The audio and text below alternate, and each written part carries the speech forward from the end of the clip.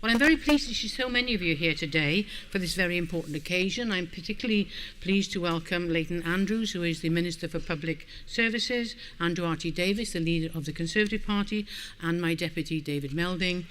So you are very welcome. And there are a lot of other people here who are honorary women, so welcome. So, as well as launching the Women in Democracy Caucus report and Norma Jarboe's recent research, we are in the middle of a series of events to mark International Women's Day 2015. Now, as you all know, Sunday 8th of March was International Women's Day, and thousands of events are held throughout the world to inspire women and to celebrate their achievements. One thing we've done here, we've lit up the Senedd, so in the nights you'll find this is lit purple. It looks fantastic, hence the purple jacket today. So this is the time of the year when we should reflect on the sacrifices made by women worldwide who brought about positive changes for us. But 1 week or 1 day in a year is not enough. So during my term as presiding officer, one of the themes I am concentrating on is gender equality. Hopefully you are all familiar with my Women in Public Life campaign that I launched on International Women's Day in 2013. 3 years ago, which does seem a long time. And the aim of that is to reduce the barriers that women face in public and professional life in Wales. It does seem such a long time ago, but I'm really pleased that the results, together with important partners such as Chwarae Teg and Women Making a Difference, we are really achieving things which we hadn't think we could do at the beginning. We've engaged with hundreds of women all over Wales, helped them improve their confidence and build the right connections to take the next significant step, either in public life or in their chosen career. But today I'm here to talk about the important work carried out by my Women in Democracy Caucus. Now, it's chaired by me. The caucus is made up of one representative from each of the parties, the 4 parties here at the Assembly: Antoinette Sandbach, Eluned Parrott, Rebecca Evans for a short time, and then Joyce Watson and Jocelyn Davis. And I would like to publicly thank them for the very hard work they've put into this report. Now, in January 2013, I wrote to the Assembly's 4 party leaders to ask them to consider measures that could be put in place in order to realise gender parity at the next Assembly elections in 2016. I did receive very positive and warm words. Thank you, Andrew. Very nice and positive and warm from each of the party leaders. But then came the Anglesey by-election. Not a woman candidate in sight. So I decided that I would create a Women in Democracy Caucus. And we were set up with a remit to look at national and international best practice on gender representation in Parliament and public life, and to make recommendations to ensure that the Assembly's political parties do address the issue seriously. Now, with the help of experts in their fields and prominent academics, we learned about measures parliaments and parties put in place to encourage female representation at varying levels. Identified whether parliaments with strong female representation create distinct policies and legislation as a result of this positive representation, and discussed the pastoral needs of women politicians and what the Assembly Commission can learn from all this and benchmark accordingly. We visited the Icelandic Parliament to find out why Iceland has been ranked as a world leader in gender equality for years. And I think I expressed the views of all the members of the caucus in saying that this has been a very informative experience and helped us to better understand what we can do to ensure that gender equality remains at the top of political agenda in Wales. 50% of the population of Wales are women. It's a resource we cannot afford to waste. And if you want a truly democratic society, then the elected members have to reflect the makeup of the population as a whole. And we don't do that yet, so we're working on that. Among other things, this report is encouraging the Welsh Government not to award major grants or contracts to organisations without women on their boards, a point which is already generating much discussion, which is the whole point of this report. You know, let's get talking about it, let's get it out there. If they can do it in Iceland, then a clever place like Wales, I'm sure we can do it here. We're also committing to working with broadcasters in Wales to ensure that we see more women on television screens and radio programmes, and to actively look for opportunities to inspire public debate to highlight the issues of women, female representation. You see lots of panels where there tend to be lots of men, so we need to get more women on those panels. So girls, If anybody rings you to be on a panel, please say yes. Don't say, no, I can't do it. Now, the report hasn't even been released yet, but there is already plenty of discussion about it, and is creating some ripples, which is exactly what we need. So the report will be available to download online from the Assembly website, and a link to it will be circulated to you shortly after the event. We're very good at saving money, you know, we're not printing it, you have to print your own.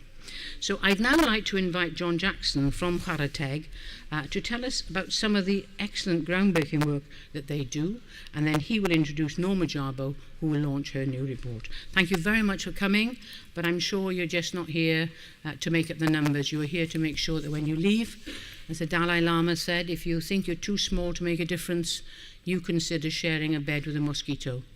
So what I want is a swarm of mosquitoes rushing out from here today and putting things right. So thank you very much. And John, the stage is yours. Thank you, Rosemary, and good afternoon, everyone. Prynhawn da. What a week. This year's International Women's Day has been absolutely phenomenal, and year by year, you see the whole International Women's Day week growing, with more people taking part, more events, and thankfully lots more media coverage as well. I was quite surprised on Sunday. I turned the radio on, and a commercial radio station was talking about International Women's Day all day long. And that was fantastic, not just in the news, but in articles and features. And that seems to feel that International Women's Day is even becoming mainstream. And the more mainstream it can become, the better. The more people talk about it, the better it gives more people opportunities to look at the issues affecting women and to decide for themselves to take action.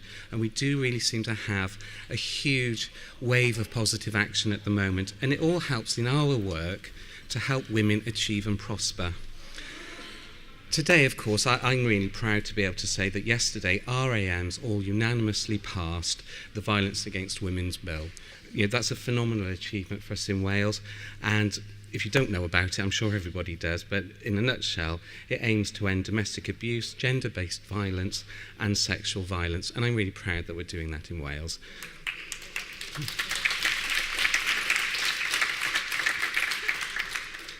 Of course, today we've come together for the launch of 2 new pieces of research. And of course, it's important to remember that all of this positive action doesn't happen by chance. And I am personally proud to live in a Wales where there is such a genuine commitment for us to achieve gender equality. This happens through things such as the Women in Public Life Development Scheme.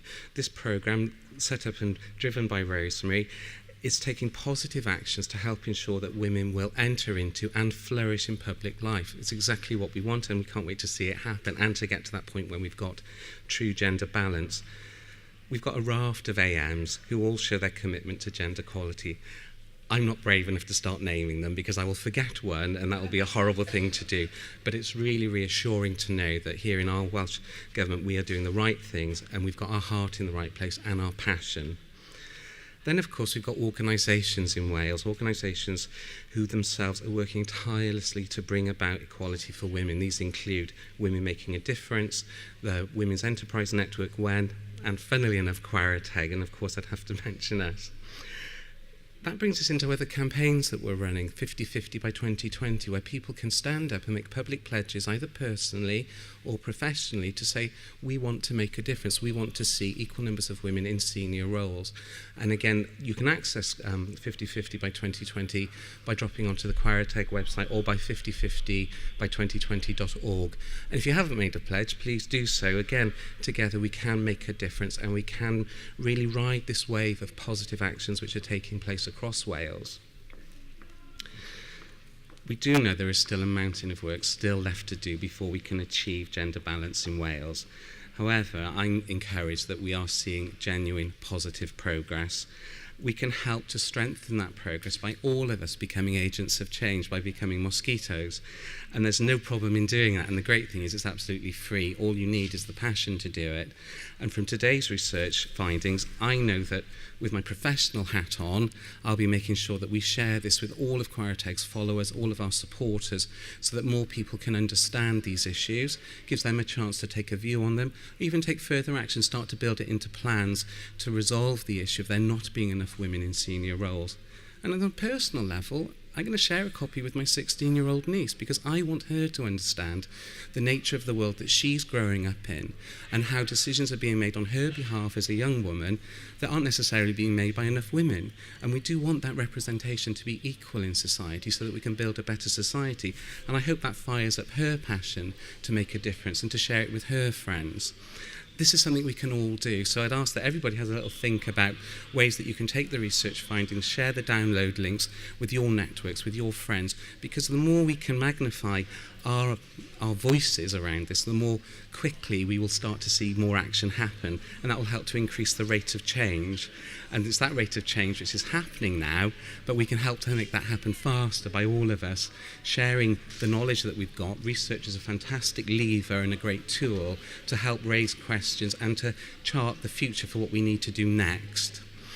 And it's on that note, it's my huge pleasure to welcome Norma Jarboe to the stage. She's the author of A Woman's Place in Public Appointments, and she'll share with us some of the key findings from her report. Thank you all very much. It's a real pleasure and privilege to be here today to join with the presiding officer and Quarateg and all the rest of you who are here today to campaign for greater representation of women in public life. It's been a national priority for some years, as well as a big priority in Wales. And we've seen targets set. 40% of all appointments, public appointments in Wales are supposed to be women by 2016, and I think we're on our way, as the report will show today. And actually, Wales, in terms of the public appointments it's making, as a percentage of appointments and new reappointments to the public regulated bodies, actually outstrips what's happening nationally. We looked the averages over the last 5 years. Nationally, only 36% of the appointments and new reappointments, or the reappointments, have been female. In Wales, that figure rises to 42%. So there is a commitment to doing this. I think one of the things that's happened here is we've had great Team Wales initiatives. The presiding officer, the Minister for Communities and Tackling Poverty has pulled together as well the chairs of these bodies to look more intensely at how we can share best practice and what are the challenges of putting more women on publicly appointed bodies. And indeed, the Welsh Government has been working in partnership with a lot of bodies to increase the representation in the pool of candidates that are coming forward for public appointments. So the report today is sort of a stock take on how we're doing. And there's good news, and there's not such good news in it when you start drilling down. First of all, if we look at all of the 57 publicly appointed bodies that are in this study, regulated and non-regulated, we find that something like all of the boards or advisory seats are held, 60% of them by men, 40% by women. When we start drilling down into other roles, and I think it's important we look at these other roles because chairs are important in the way they lead the body and make an inclusive board and upskill their board. Standing committee chairs are important because a lot of the work takes place in committees. And chief executives and their teams are important because they then deliver the strategies that are determined by the board and produce the operations. Well, 27%, 40% might be board members, but only 27% of chairs are women. 29% of standing committee chairs are women. And what is absolutely fascinating with the number of women who've gone into accountancy is there's only one chair of an audit committee for any of the bodies that have an audit committee in this study that is a female. So we need to start drilling down into committee roles and committee participation because that's part of the route coming through to exercise power and influence. 27% of the women are chief executives. As you see, it keeps dropping down from the number of women that are directors when you drill down into the roles. But the good news is that while only 27% of women are chief executives, when we drill down, 47% of executive team members are women. So we're getting a good pipeline. We just need to open the tap, I think, and make sure the pipe doesn't burst by simply putting more and more women into the pipeline. Now, there are three types of Welsh publicly appointed bodies in the study. One are your Welsh government-sponsored bodies. There's the NHS, both of those are regulated appointments, and then there are this other category of non-regulated advisory bodies and panels. So let's just drill down quickly a bit to see what the difference is, because there is a real difference. When we start looking at board appointments in Welsh-sponsored government bodies, and you'll all know who they are, it's like the Arts Council, it's the Sport Wales, it's the Arts Council, it's the National Museum, it's the local Boundary Commission, Democracy and Boundary Commission. It's a wide range of bodies that mainly have executive responsibilities, and they also include our national parks. There are 3 national parks in there. Well, now the figure starts to drop. We see instead of 40, 35% of women are board members. We have 24% of women in chairs, so that drops again. 23% of the chairs of standing committees are women, so that means 77% men, and only 15% of chief executives of Welsh government-sponsored bodies are female. There's 2 of them, and there are 4 chairs. So we need to really, I think, address what's happening with the chair role. 31% of females are on executive teams, but what you find in the Welsh government-sponsored bodies, that sample of actually, there's 17 of them, is that a male team of a male chair and a male chief executive is the norm. So we're not creating very diverse teams in the 2 most senior positions. Different story when you start looking at, and I would like to point out here, because it was one of those anomalies, I think someone said something's happening about it, but the local Democracy and Boundary Commission for Wales has no females on its board. And the national parks do not so well, not a single chief executive on their board, in their bodies. No, only 2, I think, directors of standing committees are women, and they go down in about the 20 percentile area for the representation of women on the boards. NHS is a different story, and it's a fabulous story, but the NHS has been working on this topic for over probably 15 years, and they have developed superb centers of excellence, both nationally and regionally, and we're seeing the results of that. And I'm pleased to tell you today that 48% of board members of NHS bodies in Wales are female. 44% of the chairs are women. 31% of the standing committees are chaired by women. 35% of chief executives are women, and there's an astounding 54% of executive teams that are women. And it shows you what can happen when you work the issue.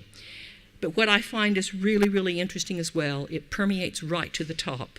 The sharing of male and female top roles is the norm in NHS Wales. 71% of these bodies have either a male chair or a female chair, and the opposite for the chief executive. So that's fabulous sharing. And 15 of the 18 have actually achieved gender-balanced boards of between 40 and 60% male or female. There is one body that lags behind. It's an anomaly, and that's Public Health Wales. It has 1 woman out of 10 on its board, and they doubled up there because she's their chief executive. Consequently, it does have a good female representation on its executive team, but of course it would then have no female chairs of any of its committees. And community health councils do particularly well, but we need to remember that those are unpaid positions in the national health appointed bodies. Let's look just quickly at the non-regulated bodies. There are 22 of those, and they're hard to find. I had to put in a Freedom of Information request because they're listed here and there and everywhere. You can Google forever, and you cannot get a complete list and a current update of everybody on those appointed, non-regulated advisory bodies. And here the stats become quite discouraging. 30% of women, rather than the 40% average or the 48% in the National Health Service, 30% of the directors are women. So it drops way down. Only 13% of chairs are women. 87% of the chairs are men. There are only 23 gender-balanced advisory committees or panels in this. 3 have absolutely no members that are female on their advisory bodies or panels. And I find it quite astounding that as Team Wales, we're trying to get women into technology roles and construction roles, STEM roles, and the 2 bodies that are concerned with this, Industry Wales and the Building Regulations, that's part of it, advisory group, have absolutely no women on their board. So that's a concern. We need to look at the distribution of women on all these organizations and look at where they don't appear at all. I think we need to sort of inspect and sort of think about and reflect on how these bodies are actually appointed. Is there any peer review for them? Are they advertised? Most of them are paid, actually, or many of them are paid. So there's a real black box here that I think we need to look at, because it's not performing as well as the bodies that are regulated by the Public Appointments Commission, where transparency is very important. So what do we need to do? I think very quickly, chairs and boards need to own their own diversity of their board and their staff teams in conjunction with the Welsh Government, who funds them and appoints them. There's a need for various appointing bodies to look at the diversity of the whole body. We have this issue with the national parks I mentioned, but the Welsh ministers appoint a small percentage of those board members. Most of them are appointed by the local authorities. And I don't know that anybody sits down and actually looks at what does the whole board look like once we've all done this. So there's partnership appointments. There is a tremendous need, I think, for succession planning as part of an ongoing board review process, so that when appointments are coming up, people can think about who they're going to put in those roles and where they're going to attract the talent from. And there's a real need to mainstream this issue of women into public life throughout everything. We've got great examples of different bodies and ministers and departments working the issue, but it's quite clear when you look at it as a whole that it's not actually mainstreamed throughout all of the bodies and functions. So thank you very much. I hope that gives you something to think about.